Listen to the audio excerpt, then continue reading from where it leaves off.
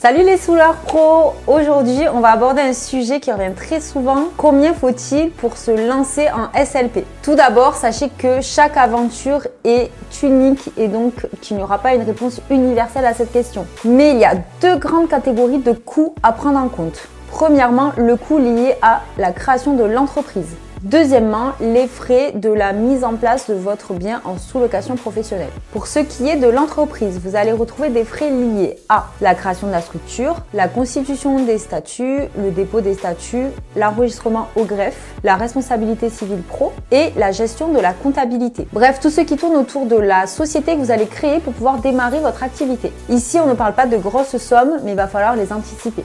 Ensuite, pour la mise en place du premier bien, pensez à prévoir de quoi payer. Le premier loyer, le dépôt de garantie, la déco et ou l'ameublement, l'assurance du bien, l'abonnement aux différentes énergies, donc eau, gaz, électricité, l'abonnement internet, les photos pro que vous allez faire pour pouvoir faire votre annonce sur Airbnb, Booking et autres, l'automatisation du bien avec des boîtes à clés par exemple, au moins 3 jeux de linge, les produits d'épicerie comme le thé, le café, le sucre, etc. Alors il y a tout un tas de petites choses à mettre en place et qui, mis bout à bout, font une petite somme. C'est pour ça que nous, on conseille à nos élèves de commencer avec un apport de minimum 2 000 €. Après, ce chiffre va clairement dépendre du bien que vous allez sous-louer.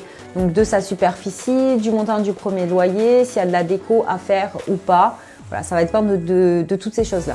Si vous avez un budget serré, vous pouvez partir sur un petit logement type studio, où là, vous pouvez partir sur un minimum de 1 500 € d'apport pour débuter. A l'inverse, si le logement est plus grand, que vous devez le meubler, il vaut mieux partir sur une enveloppe un peu plus importante, style 3 000 €. Le plus important, c'est de ne pas se lancer à l'aveugle et de calculer ses coûts en amont pour ne pas avoir de mauvaises surprises. Quoi qu'il en soit, vous allez vite pouvoir rentabiliser ces frais de démarrage quand vous allez recevoir vos premiers loyers. Si vous avez d'autres questions à ce sujet, n'hésitez pas à nous les poser en commentaire, on se fera un plaisir de vous y répondre.